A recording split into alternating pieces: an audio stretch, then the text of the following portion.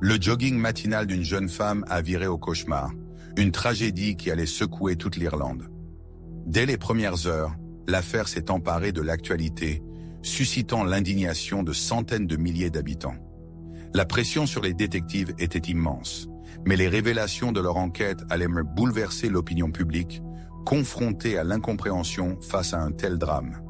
Aisling Murphy est née le 6 juillet 1998 dans le paisible village irlandais de Blueball. Aînée d'une fratrie unie, Aisling grandit entourée de frères, de sœurs et de parents aimants. La musique, véritable passion familiale, imprègne son enfance. Dès son plus jeune âge, elle est initiée au violon, un instrument qui devient rapidement le prolongement de son âme. Les années suivantes sont consacrées à perfectionner son art. Aisling illumine les scènes musicales de son école, enchante son public au sein de l'orchestre et, avec une détermination sans faille, se hisse parmi les 5% des meilleurs violonistes d'Irlande.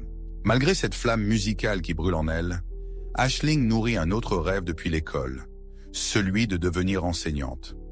Après des études assidues au collège, elle obtient les qualifications nécessaires et, en mars 2021, à l'âge de 22 ans, elle réalise son aspiration en devenant institutrice. Dès ses premiers jours, Aisling conquit le cœur des enfants et de ses collègues. Son approche de l'enseignement était empreinte d'un dévouement absolu, cherchant sans cesse à rendre l'apprentissage captivant. De plus, Aisling et son fiancé Ryan projetaient de s'unir par les liens du mariage et de bâtir la maison de leurs rêves, où ils fonderaient une famille. Tout semblait sourire à la jeune femme, promise à une vie heureuse et épanouissante. Mais au début de l'année 2022, le destin bascula. Le 12 janvier, après sa journée d'école, Aisling décida d'aller courir. Adepte du sport, elle profitait de chaque instant libre, bravant les intempéries. Son parcours favori longeait le canal qui serpentait à travers la petite ville de Tullamore. Autrefois, ce chemin était prisé des habitants, qui s'y promenaient avec leurs chiens, à vélo ou flânaient simplement au bord de l'eau. Avant de partir courir, la jeune femme avait fait part de ses intentions à sa mère, qui, inexplicablement, s'était inquiétée. Elle avait suggéré à Aisling un autre lieu pour son jogging, mais cette dernière l'avait rassurée, l'avait embrassée et s'était éclipsée. Vers 3h15 de l'après-midi, deux autres joggeuses longeant le canal remarquèrent un vélo abandonné sur le bas-côté. Presque au même instant, elles perçurent des cris étouffés de femmes provenant d'une zone boisée sur la gauche du chemin. Croyant à une chute de vélo et à un besoin d'aide, elles se dirigèrent vers les cris, mais découvrirent une scène bien plus sinistre. Une jeune femme gisait au sol, un homme la surplombant, armé d'un couteau. Elle semblait se débattre, mais il la maintenait fermement. L'homme les remarqua, se tourna vers elle et leur hurla de s'en aller. Dépourvues de téléphone et en l'absence de toute autre personne, les femmes se mirent à crier vers lui, exigeant qu'il la lâche. Immobile, il ne céda pas, et les femmes décidèrent de courir jusqu'à la maison la plus proche pour alerter la police. Les forces de l'ordre et les secours arrivèrent en quelques minutes, mais il était trop tard. L'agresseur avait disparu, sa victime était étendue sur le sol, inanimée. Les premiers soins furent prodigués, mais la jeune femme succomba. Les policiers identifièrent rapidement la victime. Il s'agissait d'Aisling Murphy. Ses clés furent retrouvées près de sa main, suggérant une tentative de défense. L'expertise médico-légale révéla 11 plaies à l'arme blanche ainsi que des traces de strangulation. La cause du décès fut établie comme étant une hémorragie massive. La nouvelle de l'assassinat d'Aisling se répandit comme une traînée de poudre, choquant la population locale. La région était réputée sûre, et de tels crimes y étaient rares. De plus, la jeune femme était connue de beaucoup, travaillant dans une école. Les enquêteurs concentrèrent leurs efforts sur la traque du criminel. Ils interrogèrent en priorité les deux femmes témoins de la scène, qui fournirent une description de l'agresseur. Malheureusement, leur position était éloignée, et les détails du visage étaient flous, mais elles parvinrent à décrire précisément ses vêtements. De plus, les policiers déterminèrent que le vélo abandonné appartenait vraisemblablement au criminel, qui avait fui à pied, l'abandonnant sur place. Le vélo fut saisi et sa photo diffusée dans les médias, dans l'espoir d'identifier son propriétaire. Les enregistrements des caméras de surveillance furent également passés au crible, permettant de repérer un cycliste, mais sans apporter d'éléments significatifs à l'enquête. Les images étaient donc trop floues pour distinguer des détails précis. Une femme se manifesta également, déclarant avoir croisé un homme à vélo similaire, 2 heures avant le meurtre d'Aisling. Son comportement lui avait paru suspect, car il roulait lentement, semblant volontairement éviter de la dépasser. Malgré cet indice, les enquêteurs avançaient à tâtons. Ils comprirent seulement que le criminel avait arpenté les environs pendant des heures, à la recherche d'une proie, jusqu'à croiser le chemin d'Aisling. L'analyse des données du bracelet connecté de la victime permit d'affiner la chronologie. Elle quitta sa maison à 2h51 du matin, et 30 minutes plus tard, l'appareil enregistra des mouvements anormaux, signe probable de l'agression et de la lutte qui s'ensuivit. À 3h31, le bracelet cessa de détecter son pouls, marquant l'heure présumée de son décès. Le jour même, la police annonça l'arrestation d'un homme de 40 ans, suspecté du meurtre d'Aisling, sans révéler davantage de détails, si ce n'est qu'il était interrogé au poste. Le lendemain, la police innocentait cet homme, mais son nom et sa photo avaient déjà été divulgués dans les médias, le vouant à un torrent d'insultes et de menaces. Le surlendemain du meurtre, l'affaire était au cœur de l'actualité en Irlande. Les politiques s'emparèrent du sujet et des dizaines de milliers de personnes se rassemblèrent à travers le pays pour des veillées improvisées, réclamant justice.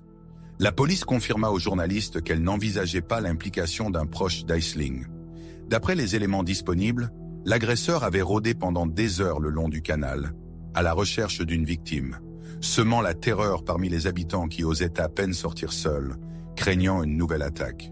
5 jours après le drame, un courriel glaçant parvint au commissariat. « C'est moi qui ai tué Aisling Murphy. Je suis désolé. » L'adresse IP fut rapidement localisée, mais l'expéditeur prétendit ne pas se souvenir de l'envoi, invoquant des troubles mentaux et une forte consommation d'alcool. Il nia toute implication et l'enquête confirma son alibi. Une piste plus sérieuse émergea de l'autopsie. Des fragments de peau furent découverts sous les ongles de la victime. L'analyse révéla qu'il provenait d'un homme inconnu, signe qu'Aisling s'était défendu. Un profil ADN fut extrait, mais ne correspondait à aucune entrée dans les fichiers. Néanmoins, la police disposait enfin d'une preuve tangible pour identifier formellement le coupable. Par ailleurs, les enquêteurs, supposant que la jeune femme avait pu blesser son agresseur, contactèrent tous les hôpitaux des environs, dans l'espoir que le meurtrier ait cherché à se faire soigner. Les efforts déployés dans l'enquête ont rapidement porté leurs fruits. Dans un hôpital de Dublin, à environ une centaine de kilomètres du lieu du crime, on signala un patient au visage lacéré et présentant des blessures profondes à l'abdomen. Admis 2 jours après le meurtre, l'homme n'avait pu fournir aux médecins une explication cohérente quant à l'origine de ses blessures. Ces dernières, tant au visage qu'à l'abdomen, étaient jugées suffisamment graves pour représenter un risque pour sa santé. Les détectives se rendirent à l'hôpital pour interroger cet individu, un certain Joseph Puska, âgé de 31 ans. Il leur raconta avoir été attaqué par un inconnu portant un masque chirurgical, ce qui l'empêchait de se souvenir de tout détail physique. Joseph ajouta que l'agression avait été si rapide qu'il n'avait rien compris et ne pouvait fournir aucune information supplémentaire. Les policiers lui présentèrent également une photographie d'Aisling et lui demandèrent s'il connaissait quoi que ce soit à propos de cette affaire. Joseph affirma ne pas suivre l'actualité, car il maîtrisait mal la langue anglaise et n'avait jamais entendu parler de cette jeune femme. Ce récit éveilla de sérieux soupçons chez les détectives. Ils se penchèrent sur le passé de cet homme et découvrirent que Joseph avait quitté la Slovaquie pour l'Irlande en 2015, où il travaillait comme ouvrier du bâtiment. Avec sa femme et ses 3 enfants, il vivait dans un village situé à seulement 2 kilomètres du lieu où Aisling avait été assassiné. De plus, sa famille possédait une maison à Dublin. Les policiers décidèrent de fouiller les 2 maisons, ainsi que 2 véhicules auxquels Joseph avait accès. Ils ne révélèrent pas publiquement si des preuves avaient été découvertes, mais quelques jours plus tard, ils retournèrent à l'hôpital pour interroger à nouveau Joseph. L'homme venait de subir une intervention chirurgicale et les enquêteurs reprirent son interrogatoire au sujet de ses blessures. À leur grande surprise, Joseph modifia soudainement sa version des faits et déclara qu'il se trouvait près du canal au moment du meurtre d'Aisling. Selon lui, il avait vu un homme attaquer la jeune femme et avait tenté de la secourir, mais le criminel lui avait infligé plusieurs coups de couteau. Bien entendu, Les détectives ne crurent pas à ce récit, car il était en contradiction flagrante avec la réalité. Ils continuèrent à lui poser des questions, jusqu'à ce que l'homme finisse par marmonner. « C'est moi qui l'ai fait, j'ai tué, je suis un meurtrier. » Les policiers furent stupéfaits de la rapidité avec laquelle l'homme avoua et lui signifièrent qu'il était en état d'arrestation. Son état de santé nécessitait qu'il reste hospitalisé pendant encore quelques jours. Il ne pouvait donc pas être immédiatement emmené au poste de police. Les enquêteurs lui annoncèrent qu'il serait placé en détention après sa sortie de l'hôpital et qu'il pourrait alors s'expliquer sur ses actes lors d'un interrogatoire formel. Cependant, Joseph était intarissable. Il raconta qu'il avait aperçu une inconnue et qu'il n'avait pu se contrôler. L'homme s'était jeté sur elle, lui avait asséné de nombreux coups de couteau et l'avait étranglée. Il expliqua son geste par un accès de panique. Joseph se mit à pleurer et demanda aux policiers s'il risquait 10 ans de prison. L'homme leur montra également son abdomen, où l'on pouvait voir 3 blessures perforantes, infligées par la clé de la victime. Apparemment, Aisling lui avait porté ses coups avec une telle force que la clé, pourtant peu pointue, avait pénétré dans l'abdomen du criminel. Joseph fournit également aux policiers un échantillon de son ADN, et celui-ci correspondait parfaitement à celui qui avait été extrait des particules de peau retrouvées sous les ongles de la victime. Pendant que les enquêteurs attendaient la sortie de l'hôpital de l'assassin, les funérailles d'Aisling eurent lieu. L'événement captiva l'attention de toute la nation. Les figures politiques irlandaises les plus éminentes, y compris le président, affluèrent à l'église, tandis qu'une foule immense se rassemblait à l'extérieur. Des centaines d'écoles observèrent une minute de silence en hommage à la jeune femme, et ses élèves se tenaient dans la rue, brandissant des photos de leur enseignante bien-aimée. Ce même soir, Joseph fut placé en détention et conduit au tribunal. Les forces de l'ordre durent protéger le suspect d'une foule en furie, réclamant justice et cherchant à s'en prendre à l'assassin présumé. Le lendemain, les enquêteurs révélèrent aux médias comment ils avaient remonté la piste de Joseph, dévoilant également de nouvelles informations jusque-là tenues secrètes pour les besoins de l'enquête. Il apparut que le jour du meurtre, l'homme avait suivi au moins 4 autres jeunes femmes à vélo. Capturées par diverses caméras de surveillance, ces femmes témoignèrent de son comportement suspect. L'une d'elles raconta que Joseph l'avait d'abord suivi lentement, puis avait mis pied à terre et commençait à marcher dans sa direction. Apercevant une voiture garée devant elle, la jeune femme s'était précipitée vers celle-ci, ce qui avait fait fuir Joseph. Une autre déclara que Joseph était passé lentement devant elle, la fixant du regard, avant de faire demi-tour et de la suivre pendant un certain temps. Ces éléments corroborèrent l'hypothèse que l'homme était en quête d'une victime et que ces femmes avaient échappé à la mort uniquement grâce à la présence d'autres personnes. Étonnamment, Joseph n'avait jamais attiré l'attention de la police, ni en Irlande, ni dans son pays d'origine. Lorsqu'il comparut devant le tribunal, il affirma soudainement ne pas se souvenir de son entretien avec la police à l'hôpital et nia avoir avoué le meurtre. Il revint à sa version initiale, affirmant qu'un tiers avait attaqué la jeune femme et qu'il avait simplement tenté de la secourir, mais que l'agresseur l'avait blessée. Cependant, il ne put expliquer comment sa peau s'était retrouvée sous les ongles de la victime. Néanmoins, son rétractation entraîna un long procès, dont la préparation s'étendit sur de nombreux mois. Malgré un faisceau de preuves accablant, personne ne doutait d'un verdict de culpabilité, mais l'accusation continua d'examiner minutieusement l'affaire. 18 mois après le meurtre, un rebondissement survint. La police annonça l'arrestation de 5 personnes supplémentaires dans l'affaire d'Aisling, des proches et des amis de Joseph. Accusés d'avoir dissimulé des informations et entravé l'enquête, ces individus furent rapidement relâchés après leur arrestation, les détails de leur détention demeurant obscurs.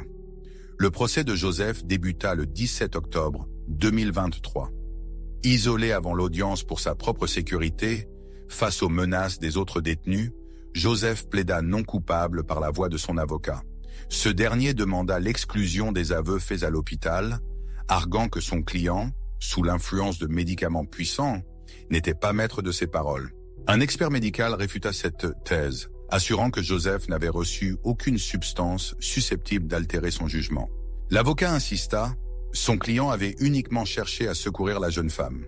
Au moment où 2 témoins l'avaient aperçu, il tentait, selon lui, de stopper l'hémorragie d'Aisling. Cependant, il peina à justifier les menaces proférées par Joseph envers les témoins, au lieu d'appeler les secours.